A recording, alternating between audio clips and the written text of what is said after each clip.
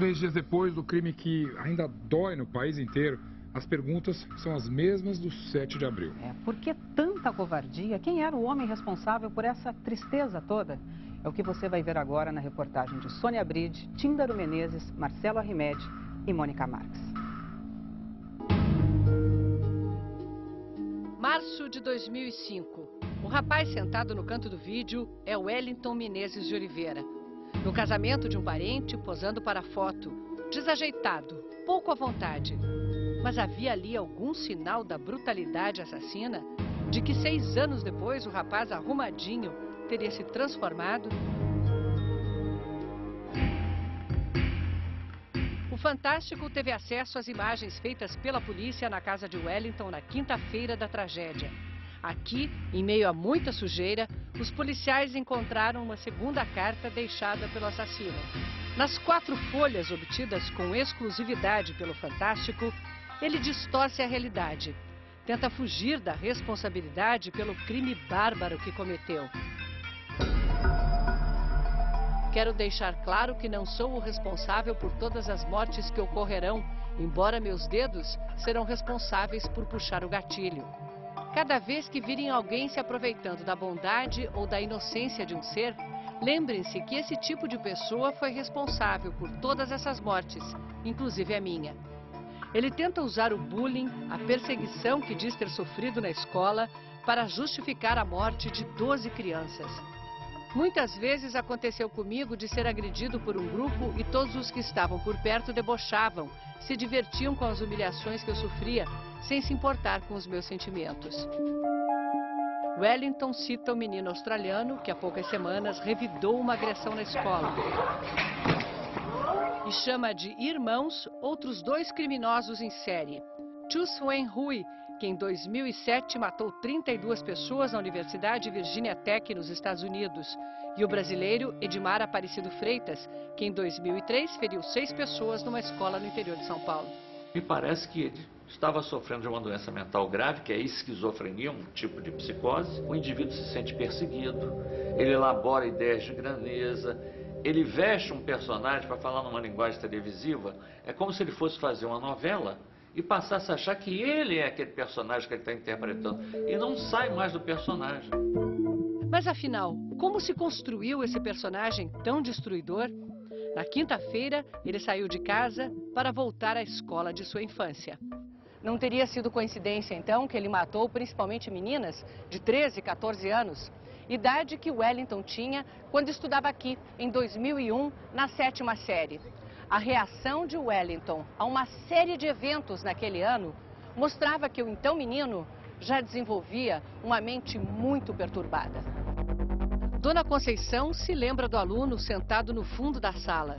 Aluno que não tinha uma participação com a turma, era mais fechado, mas não dava nenhum problema, não apresentava agressividade. Andava com uma calça aqui no alto, um sapato com a meia assim no meio da canela e a blusa por dentro, e uma pasta embaixo do braço, não era nem mochila, como criança anda normal. Parecia que ele tinha algum problema? Ele tinha um mundo só dele, vivia num mundo só dele. Algumas pessoas disseram que ele era maltratado na escola, que jogaram dentro de uma lata de lixo. É verdade isso? Pegavam ele de cabeça para baixo, botaram dentro da privada e deram descarga. Algumas pessoas instigavam as meninas, vai lá, mexe com ele, ou até incentivo delas mesmo, uma com outra, vamos brincar com ele, vamos sacanear, que não sei o que, não sei o que lá. Todas elas tocavam nele? Tocavam, passavam a mão nele e tudo mais, enfim. Pedia pra tirar, assediar ele. Tipo, chegava, vem cá, bota a mão aqui. Aí ele, não. Aí ele ficava todo acuado. Envergonhado. Ele era muito envergonhado. Eu acho que a gente tem até uma parcela de culpa, às vezes por ter ridicularizado ele. Não culpa no que ele fez. O que ele Não, fez não tem explicação. Mas o que ele fez não tudo que aconteceu na vida dele não justifica, mas tem uma culpa desse passado dele. Dele ser triste, mas não dele fazer isso. Milhões de crianças sofrem bullying todos os dias. Não levam as pessoas a esse tipo de atitude. Me parece que na história desse cidadão há uma quantidade de fatores que se juntam para levá-lo a esse tipo de ação. Independente do que ele sofreu. Os maus tratos aconteceram em 2001.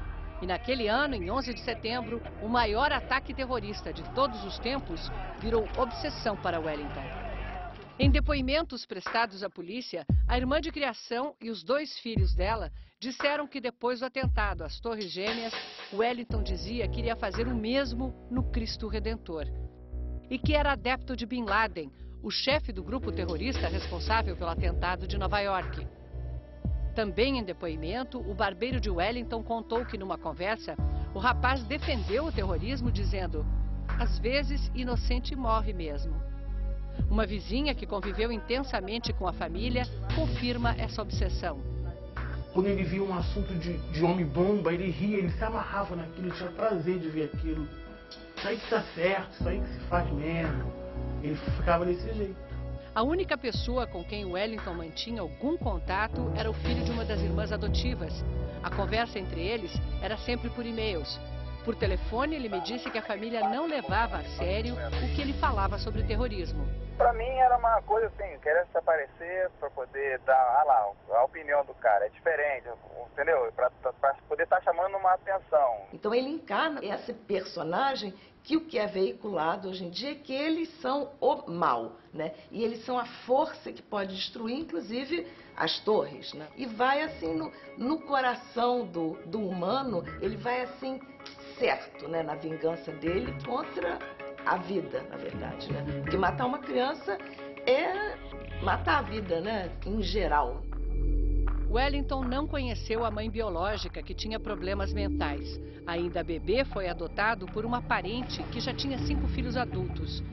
No sábado, uma das casas onde Wellington viveu, perto da escola, amanheceu vandalizada. Os parentes receberam ameaças de morte. Um dos irmãos adotivos não quer aparecer. Parece-me que uma ocasião na escola houve uma avaliação de um psicólogo e aí achou que ele estava um pouco desligado, né, dali da escola, e conversou com minha mãe, chamou ela, dona Odisseia, nós precisa cuidar dele, tudo. E minha mãe começou a levá-lo ao psicólogo, tratar dele, mas quando ele fez 17 anos, ele não quis mais ir ao psicólogo.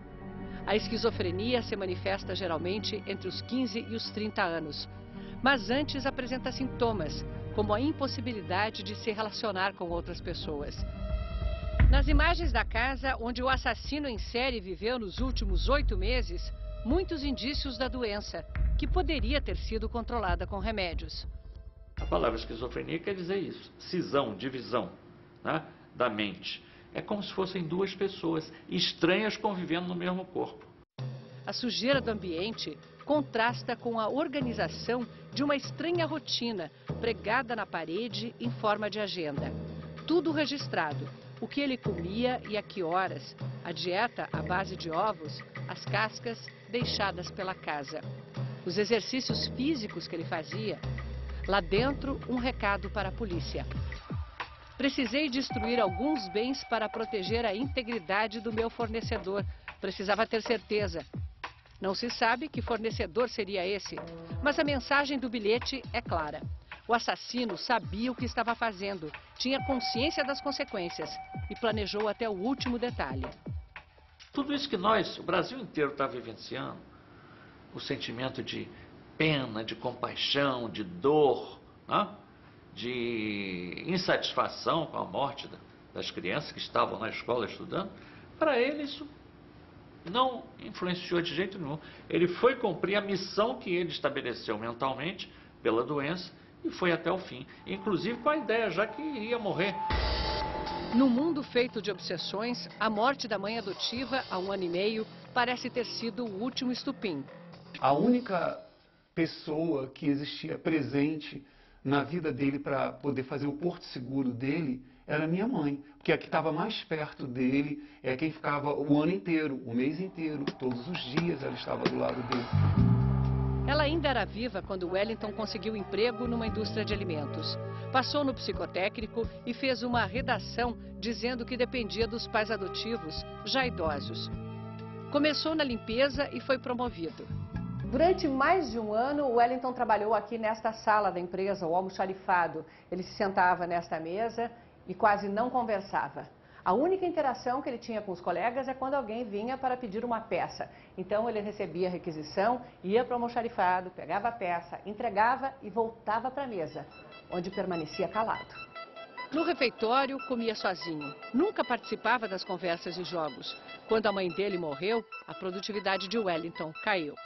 E aí a empresa, vendo que não estava mais atendendo às suas necessidades, ia fazer o seu desligamento. Mas ele mesmo por si só pediu sua demissão e foi embora. Saindo do emprego em agosto do ano passado, o rompimento definitivo com o mundo real. O futuro assassino deixou a barba crescer e se isolou nesta casa em Sepetiba, a 40 quilômetros do bairro da Infância. Aqui, ele acumulava CDs e DVDs gravados. Ele se isolou muito na internet e possuía, inclusive, muitos contatos e muitos amigos na internet. No computador, jogos violentos em que os heróis são criminosos e filmes de terror. Ele vibrava com as cenas de morte. É isso aí, elimina mesmo. Tem que acabar com isso tudo mesmo. O negócio da gente é não dar mole. Ele falava assim. Para os especialistas, tudo aponta para uma conclusão. O criminoso tinha uma doença mental grave, que não era apenas uma questão de temperamento e também não foi provocada pela perseguição dos outros. Existem muitas crianças que são tímidas e que não são doentes. Existem muitos doentes mentais e nem todo doente mental é violento. O doente mental não é um criminoso em potencial, deixar bem claro isso.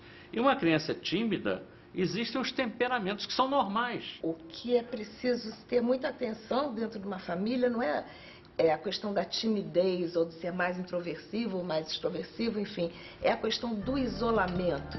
Foi no isolamento que ele criou um mundo de delírios, em que pareceu acreditar que de alguma forma seria visto como herói, um mártir digno de pena.